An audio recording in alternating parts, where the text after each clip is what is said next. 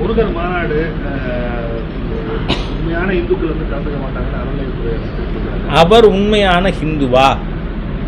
இப்போ நான் ஐயப்பன் கோயிலுக்கு போகிறேன், நான் குங்குமம் இட்டிருக்கேன், பட்டை போட்டுருக்கேன் அப்படின்னா உற்சாகம் வந்தால் என்ன பண்ணியிருக்கணும்?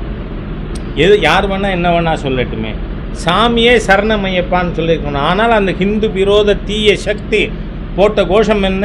அல்லேலூயா அல்லேலூயா. யாரோட கோஷம்? 4 மாவடி மோகன் சி லாசரஸ். 4 மாவடி மோகன் சி லாசரஸ் எப்படிப்பட்ட ஹிந்து விரோதின்னு சொன்னால், கும்பகோணத்துக்கு பாருங்கள், அங்கே எத்தனை சாத்தானின் கூடங்கள் இருக்குது. ஹிந்து கோவில்களை பற்றி பேசினானா இல்லையா அந்த 4 மாவடி மோகன் சி லாசரஸ்? அவன் கோஷத்தை தானே இந்த அல்லேலூயா பாபு போட்டார். இது ஹிந்து விரோதி தானே. தமிழ்நாட்டினுடைய அறநிலைத்துறை அமைச்சர் ஹிந்து விரோத தீய சக்தி. அதனால் இந்த மாதிரியெல்லாம் நீங்கள் பேச வேண்டாம். அவர் ஒரு தடவை என்னை 7.5 நான் அப்போவே சொல்லியிருக்கேன், 26 உன்னை ஜெயிலுக்கு அனுப்புகிற வரை இந்த 7.5 ஓயாதுன்னு. அதனால் ஒரு மிகப்பெரிய ஹிந்து விரோத தீய சக்தியின் கையில் இன்றைக்கி தமிழக அரசாங்கம் இருக்குது.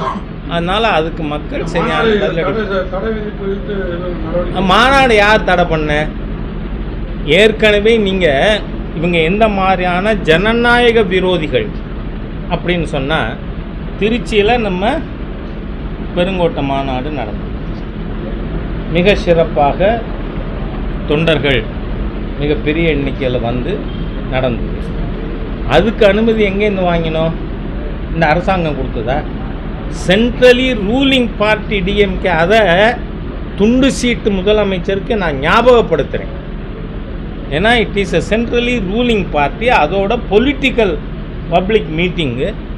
அதுக்கு தடை விதிக்கிற அளவுக்கு எவ்வளோ பெரிய ஆணவம், ஜனநாயக விரோதம், சர்வாதிகாரி இந்த தமிழ்நாட்டினுடைய முதல்வர்னு நமக்கு தெளிவாக தெரியுது.